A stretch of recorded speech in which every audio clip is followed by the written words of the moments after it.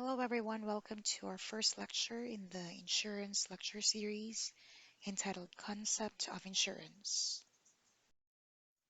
A contract of insurance is an agreement whereby one undertakes for a consideration to indemnify another against loss, damage, or liability arising from an unknown or contingent event. A contract of suretyship shall be deemed to be an insurance contract only if made by a surety who or which, as such, is doing an insurance business, which includes making or proposing to make as insurer any insurance contract, making or proposing to make as surety any contract of suretyship as a vocation, and not merely incidental to any other legitimate business or activity of the surety. Doing any kind of business, including a reinsurance business, specifically recognized as constituting the doing of an insurance business within the meaning of this code, and doing or proposing to do any business in substance equivalent to any of the foregoing in a manner designed to evade the provisions of this code. The test to determine whether a contract is an insurance contract is whether the assumption of risk and the indemnification of loss is the principal object and purpose of the contract. Payment of premium is not necessary to make a contract of insurance. A promise of manufacturers, contractors, or distributors to replace a product or redo a work if the product or work is defective is not considered an insurance, but a warranty. However, the promise by a third person, not the manufacturer, contractor, or distributor, to compensate the expenses that will be incurred by the owner of the product or building to replace, repair, or rework the property may also be in the form of an insurance contract. Note also that contracts of a law firm with clients, whereby in consideration of periodical payments, the law firm promises to represent such clients in all suits for or against them, are not insurance contracts. Also, the main difference between a health management organization, or HMO, and an insurance company is that HMOs undertake to provide or arrange for the provision of medical services through participating physicians, while insurance companies simply undertake to indemnify the insured for medical expenses incurred up to a pre-agreed limit. If an HMO product's principal object and purpose is the assumption of risk and indemnification of loss, then the contract may be considered an insurance contract. Likewise, insurance contracts must be distinguished from pre-need plans. Pre-need plans are contracts, agreements, deeds, or plans for the benefit of the plan holders, which provide for the performance of future services, payment of monetary considerations, or delivery of other benefits at the time of actual need or agreed maturity date as specified therein, in exchange for cash or installment amounts with or without interest or insurance coverage. The principle of indemnity in insurance contracts means that the insured should not collect more than the actual cash value of the loss. This is meant to prevent the insured from profiting from insurance and to reduce moral hazard. Exceptions to this principle is 1. Life insurance, because the amount to be paid by the insurer can never be equal to the value of the life that is being insured, and 2. Valued policies, under which the insurer will pay the value fixed in the policy regardless of the actual cash value in case of total loss.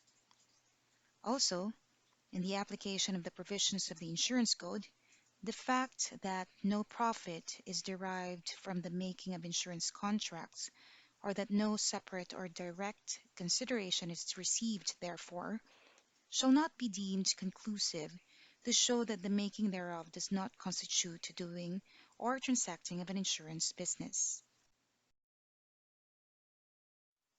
The elements of insurance are as follows. 1. The insured has an insurable interest. 2. The insured is subject to a risk of loss by the happening of the designated peril. 3. The insurer assumes the risk.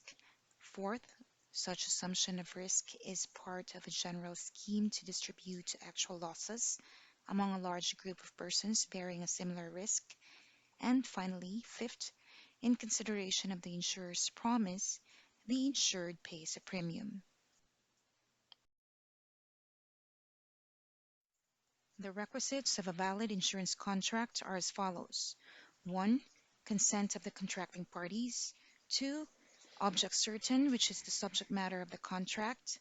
And 3. Cause or consideration of the obligation which is established. For the insurer, the consideration in insurance contracts is the premium, the rate of which is measured by the character of the risk assumed. On the other hand, the object of insurance is the obligation to indemnify another against loss, damage, or liability arising from an unknown or contingent event. An insurance contract is aleatory, which means that one of the parties or both reciprocally bind themselves to give or to do something in consideration of what the other shall give or do upon the happening of an event which is uncertain or which is to occur at an indeterminate time. An insurance contract is unilateral, which means that upon payment of the premium, there is only one party who has the obligation, that is, the insurer's obligation, to pay the proceeds of the insurance in case of loss. The insurance contract is personal, which means that each party enters into the contract in view of the character, credit, and the conduct of the other. An insurance contract is consensual, which means that it is perfected by mere consent without the need of delivery of the policy or any formality. And finally, an insurance contract is obirime fide, which means that both parties must not only perform their obligations in good faith, but they must also avoid material concealment or misrepresentations. An insurance contract is perfected the moment the offerer learns of the acceptance of his offer by the other party. Unless the offerer knows of the acceptance, there is no meeting of the minds of the parties, no real concurrence of offer and acceptance. The offerer may withdraw its offer and revoke the same before acceptance thereof by the offeree. An acceptance which is not made in the manner prescribed by the offerer is not effective, but constitutes a counteroffer which the offerer may accept or reject. The acceptance by the offeree of the offer after the knowledge of the revocation or withdrawal of the offer is inefficacious. In one case, the Supreme Court held that the denial of the claim was proper because there was no perfected contract of insurance. The application of the insured was in the nature of an offer that must be accepted by the insurance company. The insurance company did not accept the offer and instead attached the amendment to the contract of insurance, which deletes the policy of one of the lives included in the application. The amendment constituted a counteroffer, which must be accepted by the insured applicant. In this case, the counteroffer was not accepted because the signature was not obtained. In another case, the Supreme Court held that no insurance contract can be perfected if the approval came after the death of the insured. The binding deposit receipt is merely conditional and does not insure outright. The binding deposit receipt is subordinated to the approval or rejection of the application by the insurance company. So that's it for today's lecture. Thank you so much for listening.